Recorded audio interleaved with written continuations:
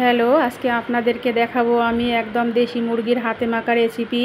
আমি gas on করে তাওয়া বসিয়ে পাঁচফোড়ন, জিরে, একটা শুকনো লঙ্কা, একটা তেজপাতা ও গোটা গরম মশলা শুকনো কলায় ভেজে রেখে দেব। ওটাকে আমি গুঁড়ো করে রেখে দেব। এবার আমি চিকেনগুলোকে ভালো করে ধুয়ে কড়াইয়ে দিয়ে একটা তেজপাতা, লবণ, পেঁয়াজ কুচি, হলুদ গুঁড়ো, জিরে গুঁড়ো, ধনে গুঁড়ো, লঙ্কা গুঁড়ো, গোলমরিচের গুঁড়ো ও আদা রসুনের পেস্ট দিয়ে ভালো করে মেখে 15 মিনিটের জন্য ঢাকা দিয়ে রেখে দেব। এবার গ্যাস অন করে 15 মিনিট পর আমি কড়াইটাকে বসিয়ে আগে থেকে আমি 3টে আলু ভেজে রেখেছি, ওটাকে দিয়ে দেব। দিয়ে আমি ঢাকা দিয়ে দেব। কিছুক্ষণ পর ঢাকা খুলে আমি একটু নাড়াচাড়া করে অল্প পরিমাণে একটু পানি দিয়ে দেব, যেহেতু আমি মশলাটাকে কষাইনি।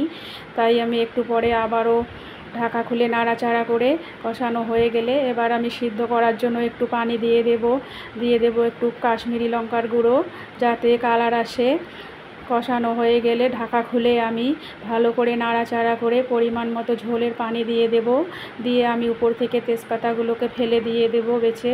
দিয়ে আমি আগে থেকে যে মশলাটা গুঁড়ো করে রেখে দিয়েছি ওটাকে দেব এবং গোটা গরম মশলার গুঁড়ো দিয়ে দেব। দিয়ে আমি ঢাকা দিয়ে রাখবো। 5 মিনিটের পর খুলে আমি একদম পরিবেশন করে দিতে পারবো। আমার একদম রেসিপি রেডি। ভীষণ টেস্টি এবং ইউনিক এই রেসিপি, যা আগে কখনো কোনো দিন খাননি। আপনারা অবশ্যই একবার ট্রাই করে দেখবেন। আমার চ্যানেলটাকে লাইক, কমেন্ট, শেয়ার ও সাবস্ক্রাইব করবেন।